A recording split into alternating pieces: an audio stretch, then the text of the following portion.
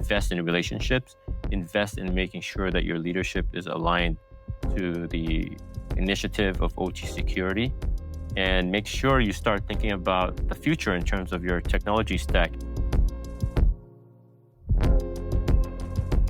Welcome to Threat Vector, the Palo Alto Networks podcast, where we discuss pressing cybersecurity threats and resilience and uncover insights into the latest industry trends. I'm your host, David Moulton, Director of Thought Leadership. Today I'm speaking with Rodillas, Distinguished Product Manager for Industrial Cybersecurity at Palo Alto Networks. Del brings over 2 decades of experience working at the intersection of critical infrastructure, industrial operations, and cybersecurity. His passion is in helping asset owners and operators protect the industrial assets that our societies and economies depend on. From his work at Palo Alto Networks to leading roles with other major tech firms, Del has focused on guiding industrial organizations in their journey towards cyber resilience. Today we're going to talk about strategies for strengthening OT security. Operational technology, or OT environments, which power critical infrastructure like energy grids, manufacturing plants, and water systems, are increasingly under attack from sophisticated cyber threats. As these systems become more connected, the stakes for securing them have never been higher. We're excited to dive into this critical topic and explore strategies for building stronger defenses. Del Rodillas, welcome to Threat Vector. Thanks for coming on and talking to me today. Pleasure being here, Dave. Del, tell me how you got into OT security. You know, when I first started my career, I was really in OT, looking at it from the standpoint of how do we increase our manufacturing yield? How do we keep our yield up and running? And when things crash, how do we recover? I was really in that mode of uptime and safety when I first got out of college. And fast forward, 15 or so years later, I really had this opportunity to join Palo Alto Networks and start up our practice, if you will, or our focus on industrial cybersecurity, ICS, and SCADA. And I thought, hey, this would be a pretty cool place to look at manufacturing and electrical engineering, but from a standpoint of cybersecurity. That kind of changed my view on where my career was headed, kind of made things fresh again. And still, I'd be involved in cybersecurity, in technology, but just from a different standpoint. So I jumped on it, and I've been doing it for the last 11 years or so, just focusing on OT security. So same game, but different lens. I like that. Exactly. Yep. It lends a certain authentic credibility to your opinion when you're thinking about security, because you've been there on the other side where you said safety and efficiencies and uptime were really the name of the game. But obviously, hooking your OT into the corporate network and exposing it to the internet changes the game a little bit on what can impact safety and efficiency and uptime.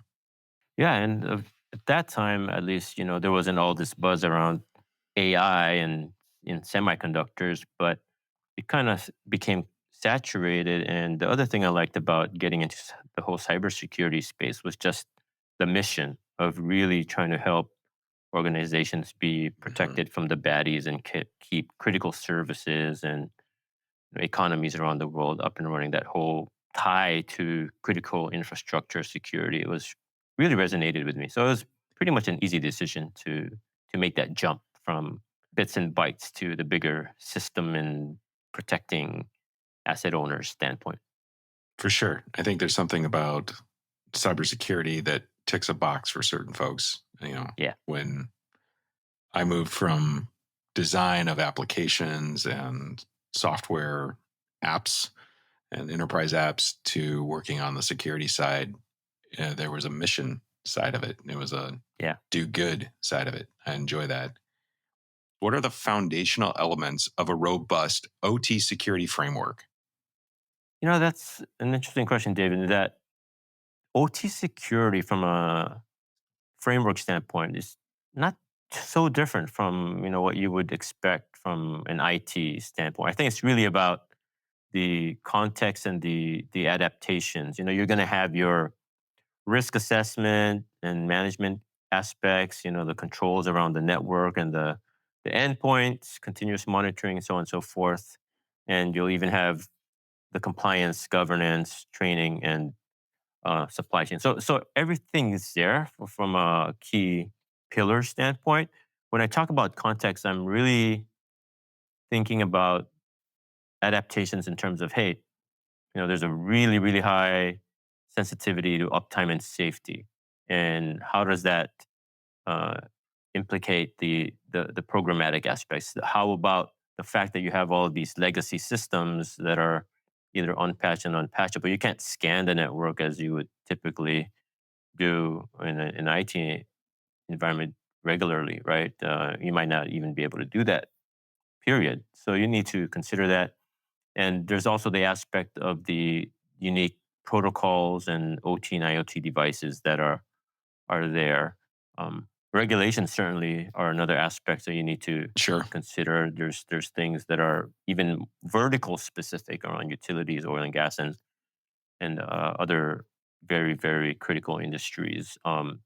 And the other aspect, when you think about how the OT threat landscape has evolved today, is just the scope of the relevance. It's not just within OT anymore. It's really a program that cuts across IT and OT, where you need to consider that complete threat model, especially since most of the attacks are these so-called pivoted attacks, right? Yeah, when I've talked to folks that are driving the floor or are on the OT side, they're looking for that safety, that efficiency, or that productivity, and the IT side tends to be focused on uptime and looking for ways of getting optimization. And now those two worlds have started to collide. Del, how can organizations bridge that gap between IT and OT teams and then enhance security overall? Yeah, I think from what I've seen most of the time, when I ask the question, okay, what's holding your program back? Why haven't you gotten as far as you've wanted to with your OT program? The answer is often around people, not again around the technology or the processes, which may sound great, but if or the leadership, when I say leadership, the leaders of the business units, the product owners, the IT leaders, even the board, they're just not aligned, right? Or they don't even know that this is a should be a top of mind issue. So it's really trying to make sure that those stakeholders are aligned and investing in getting the top, level people aligned there. And then because they can drive things downward, the COO can drive the operations side, CIO, the IT side, and the board kind of keeping these leaders accountable.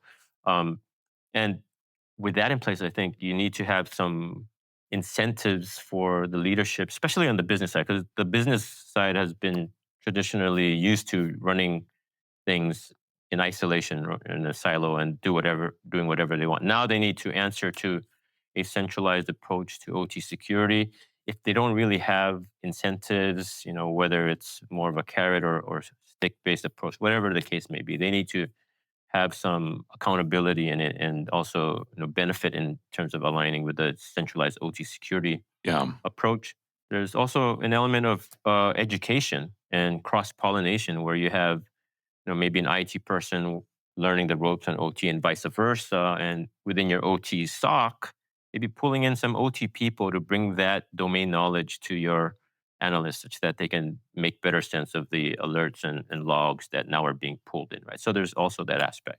All right. So cross pollination, making sure that your executives and your leadership understand what's going on.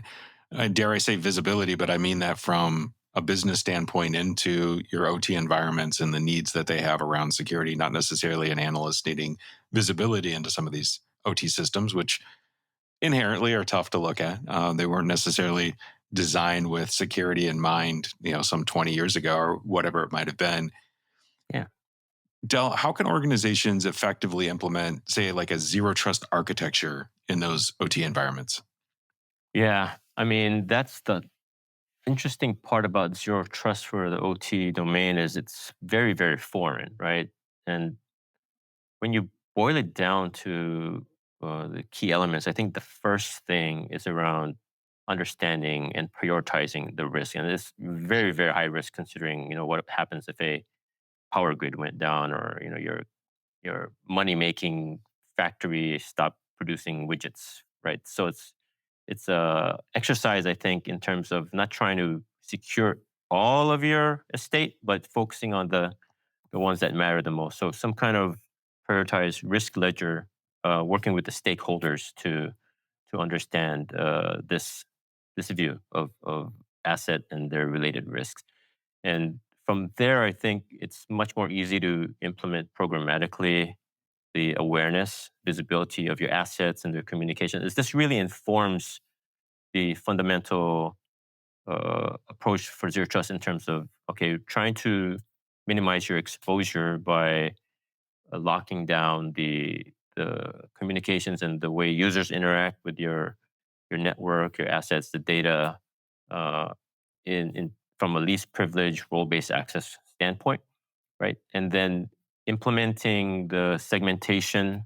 So typically, what I've seen as best practice is starting with the ITOT perimeter. Biggest bang for the buck there, right? And as you kind of have that stronger perimeter, work your way in and kind of segment further, but not to the point where it's operationally impractical, right? You might say stopping at that level where I'm securing good groupings like a manufacturing line, or certain group units of a power plant, turbines and whatnots. And instead of going to the individual industrial controller level, that's just not going to operationally be effective at all. It's just too much So overhead. So you need to striking bal- that balance between strike the balance. how far you take that zero trust approach versus how do you continue to deliver power? How do Yeah, you continue to deliver output from your factory or whatever your OT environment is built to do? yeah, 100%. And it's just there is gonna you're gonna find that balance. Eventually, the engineering guys will push back. It's like, I'm not gonna put a firewall in between every workstation and industrial controller. That's from a cost standpoint and operation standpoint, just not not Untenable. practical. Yeah. Yeah. So ratchet it back, right, to something that makes more sense. Del, what role does continuous monitoring play in OT security? It's very important. Again, coming back to my earlier point around adaptations, you want to implement it, but you want to make sure that the capabilities are correct, because you do have that specialization in the communications, the protocols that are very specialized to these industrial devices, and also being able to even fingerprint what these devices are versus saying, you may have a lot of tools that can say, yeah, this is a Windows workstation, but you have these devices now that you need to distinguish, for example, from vendors who may not be part of the IT mainstream, the Rockwells, the Siemens, and the kind of devices that they are, like PLCs, are to use in HMI, things that a lot of companies have not invested in the capabilities to profile them. But that's all changed with the influx of new OT specific security tools and visibility tools. And these are what you want to make sure you implement to have that good understanding of the estate and the way they're interacting on the network.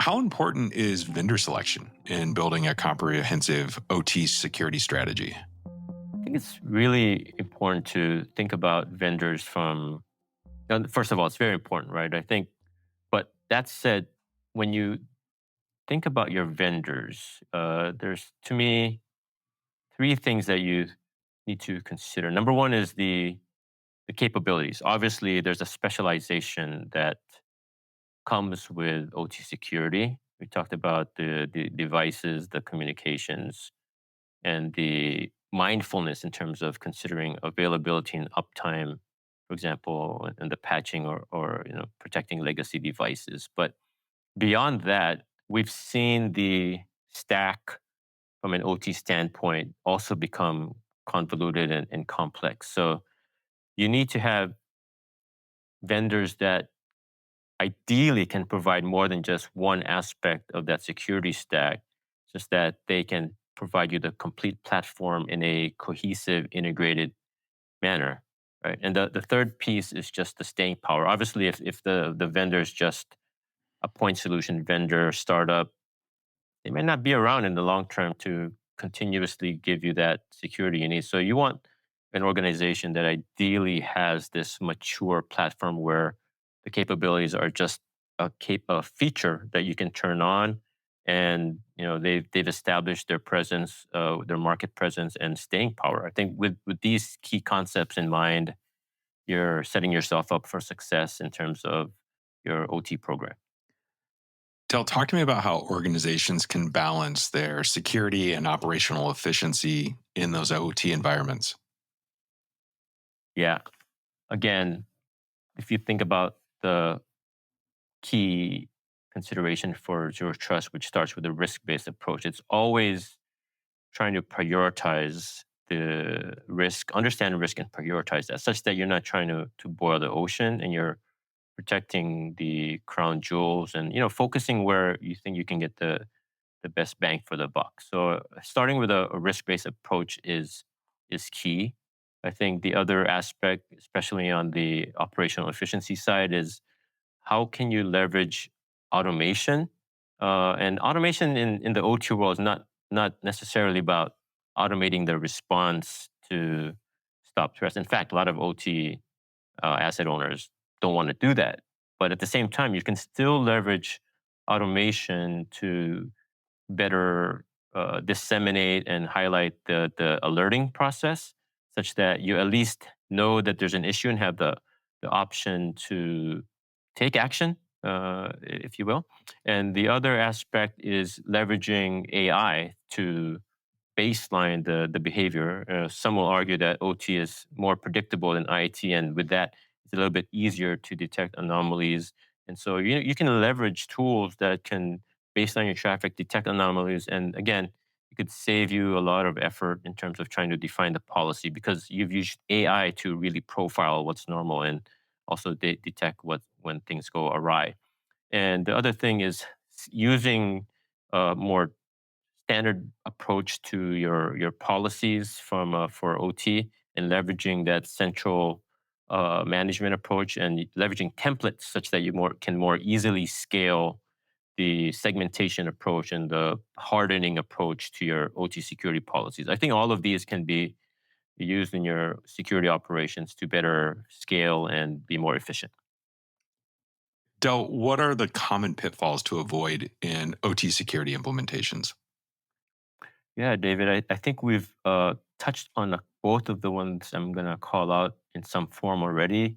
I think the first one is around the governance. I think most organizations underestimate how big of a hurdle that can be, and they don't invest enough time and effort to develop those relationships, to make sure there's alignment at the top, and to put in the incentives for the stakeholders to align and execute on the enterprise wide plan. So I think that's something you should probably spend more time than you think you'd need to in terms of building that governance framework and making sure that it gets executed. I think the other aspect is not really prioritizing the security investments and trying to just do it more at an ad hoc, or trying to cover all the bases in one shot. It's perfectly fine to think about it from a risk standpoint, where you prioritize where you think you get the most returns, or where you think you need to secure first. For example, focusing on the most substantial money makers if you're a manufacturer, and from a plan standpoint, and then working your way from the perimeter of the OT environment down to the lower layers where segmentation might be make sense, and kind of it's tiding it as a business that this is kind of your risk tolerance, and you get a good ratio of payback to the effort and investment. How can organizations stay ahead of emerging threats in the OT landscape? Yeah, I think it's important to leverage the community. When I say community, there's a lot of vertical specific ISACs, manufacturing ISAC, electricity ISAC, energy ISAC. There's just a wealth of knowledge about security best practices and threat intelligence sharing that you could get by being members of these communities. I think also from the government agencies, CISA has developed OT specific type of threat intel sharing and advisories. And even the tool chains that you have implemented, I think make sure that they're also capable of ingesting these intelligence sources and also as a vendor providing additional OT specific threat intel. And to a certain degree, there's also AI tools that are continuously thinking about the 0 days that nobody has ever seen before. And it's important to have the capabilities to also detect new threats that have not shown up in your IPS or IDS. And really, this concept of sandboxing is even more important, especially as attackers start to use AI. Del, thinking about our conversation today, what's the most important thing somebody should take away? I think the most important thing is that you should not wait to get started in your journey to OT security. There's certainly a lot of benefits that you could get by starting small. When I say by starting small is making sure that that perimeter between your IT and OT interface is secure, and you can get more sophisticated thereafter. But you can get good payback just by starting with the basics, the at the boundary, and never ignore the fact that the security is also involving people. And when it involves people, you need to make sure that there's alignment, especially between the IT leadership and the OT leadership. So invest in relationships, invest in making sure that your leadership is aligned to the initiative of OT security, and make sure you start thinking about the future in terms of your technology stack and not trying to add point solutions together. Think about a platform approach, which will allow you to achieve all of these capabilities in a more cohesive fashion, in a manner that spans across IT and OT, such that there's kind of a homogeneous, more coordinated methodology in terms of implementing a comprehensive security program.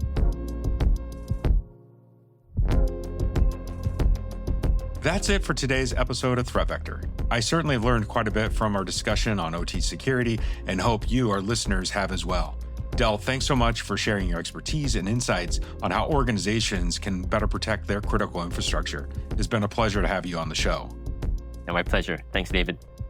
If you've enjoyed today's conversation, please subscribe wherever you listen to podcasts. And don't forget to leave us a review on Apple Podcasts or Spotify. Your feedback really helps us understand what topics you'd like to hear more about. And also, please feel free to reach out to me at threatvector@paloaltonetworks.com with any ideas or feedback. I want to thank our executive producer, Michael Heller, as well as our fantastic content and production teams, which include Kenny Miller, Joe Benecourt, and Virginia Tran. And a big shout out to Elliot Peltzman, who edits the show and mixes our audio. We'll be back in a week with more insights on the latest in cybersecurity. Until then, stay secure, stay vigilant. Goodbye for now.